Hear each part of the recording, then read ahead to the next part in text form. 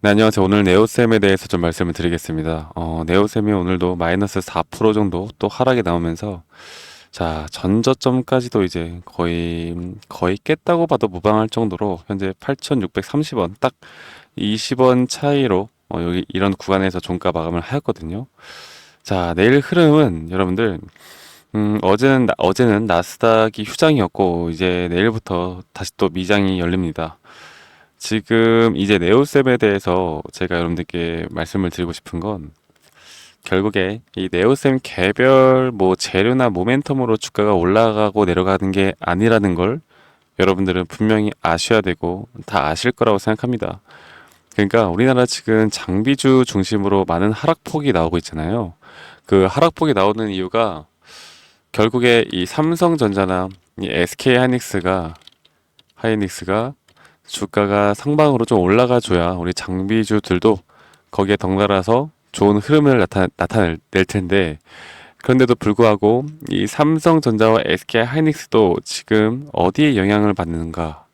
결국 글로벌 증시와 현재 뭐 미국 증시라고 할 수가 있겠죠. 그리고 뭐 엔비디아나 현재 이런 AI 반도체 쪽 기술주 중심으로 주가가 어떻게 되어 가는지에 대해서 상당히 영향을 많이 받고 있고, 그러는 흐름에 따라서 주가가 좌지우지 되고 있다라고 보시면 되겠습니다. 자, 네오셈에 대해서 제가 좀 먼저 이것부터 말씀을 드려보자면, 현재 이런 오늘 하락이 나왔는데 이 하락을 이 개인들의 매도세가 만들었다. 결국 38,000주 정도의 개인들의 매도세가 나왔는데, 그 물량들은 외국계 자금들이 외국 창구에서 꽤 들어오는 모습을 보여줬습니다. 좀 더 세세하게 좀 살펴보자면요. 지금 보시는 것처럼 이 한국투자증권 그리고 NH투자증권에서도 꽤 큰 물량들이 들어왔고, 결국 외국인들은 우리나라 창구를 통해서 꽤 많은 매수세를 한 것으로 보여지고 있고요. 현재 최근에 5일 동안의 흐름, 한 20일 정도로 볼까요? 20일 정도의 흐름을 보면은, 이게 수급이 사실 그렇게 좀 생각을 하시면 되세요. 결국 오늘 외국인들이 좀 들어왔다라고는 하지만 저점 매수세를 좀 나타냈다라고는 하지만, 지금 우리나라 지금 개인 투자자분들도 이 네오셈에 대한 기대감, 그러니까 오늘 왜 매도가 나왔냐면, 일반적으로 개인 투자자분들은 이런 전 저점 구간 있죠. 이런 전 저점 구간을 이탈을 하게 되면 주가가 더 내려갈 것이다 라고 일반적으로 많이 생각합니다. 왜냐면 그렇게 많이 배워왔으니까. 그래서 이게 하락을 할 것이다라는 공포 심리에 지금의 가격이라도 매도를 해야겠다라는 생각으로 이렇게 매도가 나간 것으로 보이고 있는데, 자, 분봉으로 좀 보겠습니다. 자, 분봉으로 보더라도 이 심리가 현재 이런 차트상으로 딱 느껴지죠. 이 느껴지는 모습들이 이 채널에서 고점을 계속 경신하지 못하고 주가는 계속해서 이렇게 하방으로 내리솟고 있는데, 제가 여러분들께 한 가지 말씀을 드려보자면 아마도 내일 어쩌면 이 저점을 깰 수도 있어요. 깰 수도 있는데, 제가 이런 저점을 깨고 얘네들이 이런 흐름들을 만들 때 이걸 제가 뭐라고 표현하죠? 바로 개미굴이라고 표현을 합니다. 개미굴. 이 개미굴이라고 표현하는 이 현재 이런 영역에서 다시 한번 세력들은 주가를 끌어올릴 준비를 할 것이다. 그러니까 개인들의 물량들을 최대한 털고 또 털어서 너네들 물량들 내가 다 장악을 하고 주가를 끌어올리면 개인들은 다시 한번 이런 고가에서 또다시 주가를 또 매수를 할 테니까 그런 모습들을 앞으로 좀 펼쳐지게 만들어내지 않을까 생각을 하고 있고요. 결국 말씀드렸던 것처럼 이런 탑다운 전략에 의한 우리가 글로벌 증시와 미국 증시까지도 좀 생각을 해봐야 하는데, 저는 개인적으로 오늘 좋은 흐름이 나올 거라 생각을 해요. 그래서 내일은 한번 개파락을 띄우다가 밑꼬리를 달고 상승이 나올 거라 봅니다. 일단 미증시가 반등이 더 올 거라고 보고 있고요. 그리고 9월에 무슨 이슈가 있어요? 바로 금리 이슈가 있죠. 이 금리 이슈가 있는데, 이 금리가 금리 인하를 하는 건 뭐 100% 기정사실하니까. 그런데 이게 과연 시장에 어떤 충격을 가져다 줄지는 아직은 미지수예요. 자, 그런데도 제가 단기적으로 상승이 나올 수 있다고 말씀드리고 있는 건, 결국 9월 금리 인하에 대한 기대감은 아직 한 2주 정도 남았기 때문에 그 사이에 이런 단기적인 상승을 마지막으로 만들어내고, 그 이후에 한 10월 초까지 이런 상승이 나온 후에 이게 다시 한번 조정이 될지 아니면 이런 구간에서 다시 한번 또 좀 고가 놀이를 할지에 대한 부분들이 나올 거라 봅니다. 그래서 제가 보고 있는 이런 시나리오는 이제 이렇게 보고 있고, 그 단기 저점에 대한 부분들 그리고 나서 다시 한번 주가를 끌어올리는 건 또 어떤 재료를 터트리면서 분명히 나타날 거라 보고 있어요. 그래서 지금까지 만약 버티신 분들이라면 저는 아직은 매도를 할 때가 아니라 보고 있고요. 이렇게 만약 내일 저점 이탈을 한다고 매도 버튼 쉽게 누르시다간 그때부터 주가 올라갈 수 있으니까 좀 조심하시는 게 좋을 것 같습니다. 물론 이렇게 긍정적으로만 바라볼 수는 없겠죠. 물론 주식에는 100%가 없듯이 진짜 만약 미증시가 안 좋게 나오면서 우리나라 증시가 한 번 더 휘청거린다고 하면 또 크게 쏟을 수 있겠죠. 그런데 이게 저는 그렇게 생각을 해요. 사실 CXL에 대한 뭐 재료 모멘텀 그리고 삼성전자나 SK 하이닉스에 대한 이게 모멘텀이 좋지가 않다라고 하면 이거는 끝날 수도 있겠다라는 생각을 조금이라도 할 텐데 사실 이게 성장을 해 나갈 수밖에 없는 산업이거든요.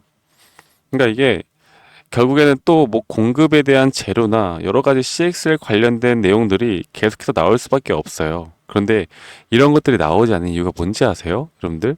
그런 재료를 터트리는 그 시점이 주가가 시장이 그래도 꽤 좋은 방향으로 흘러갈 때 그러한 재료를 터트려 줘야 더 힘을 받고 올라가는데 이게 아무리 좋은 재료를 터트리더라도 시장 자체가 빠져버리면 이게 무의미하거든.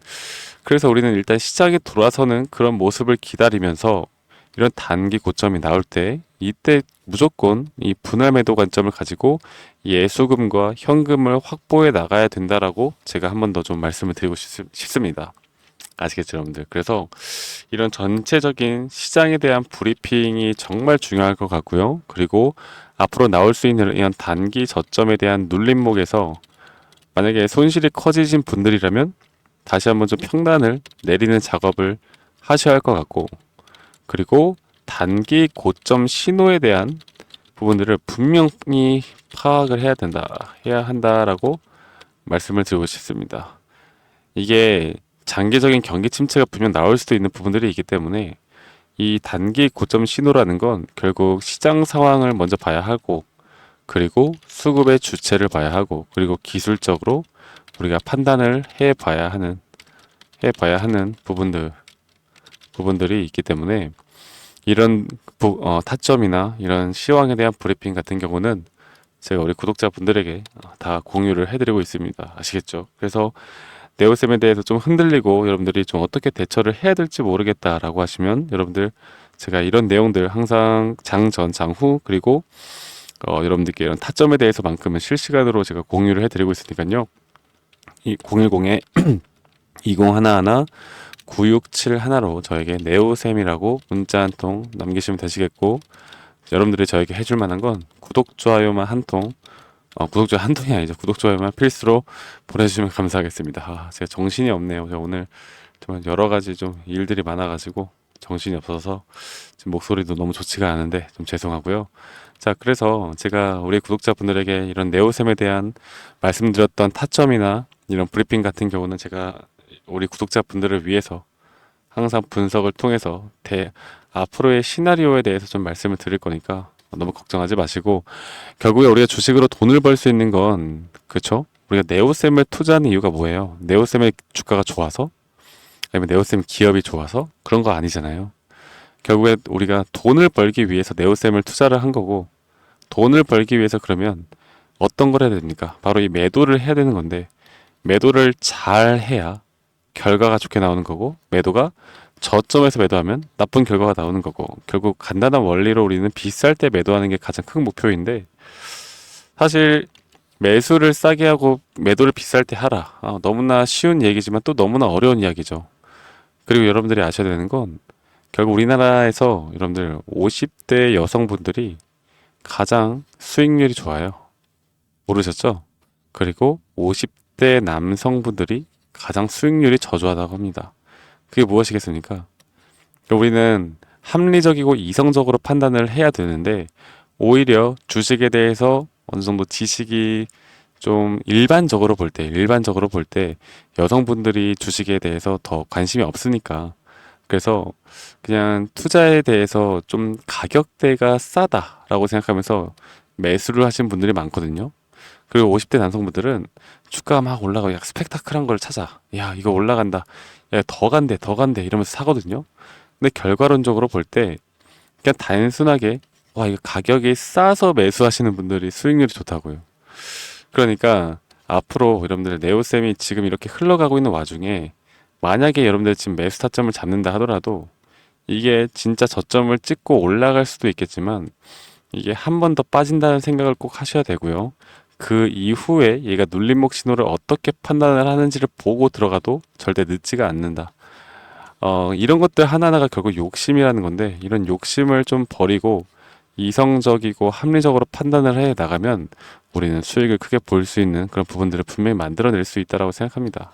아시겠죠, 여러분들? 그래서 결국 이런 고점 신호를 파악하는 게 중요하고 이런 고점 신호에 대한 부분들은 제가 우리 구독자분들과 함께 이 네오셈에 대해서 제가 여러분들이 꼭 도움을 받으실 수 있도록 제가 도움을 드릴 거니까요. 여러분들 여기에 대해서 꼭 도움을 받으시길 바라겠고 저는 나중에 더 좋은 영상으로도 또 인사드리도록 하고요. 여러분들 오늘 하루도 마무리 잘 하시고 가을이 다가왔는데 이 가을 행복한 가을 우리가 돈을 벌 수 있는 가을 꼭 보냈으면 좋겠습니다. 아시겠죠, 여러분들? 그럼 저는 다음에 다시 한번 또 인사드리도록 하겠습니다. 감사합니다. 박프로였습니다.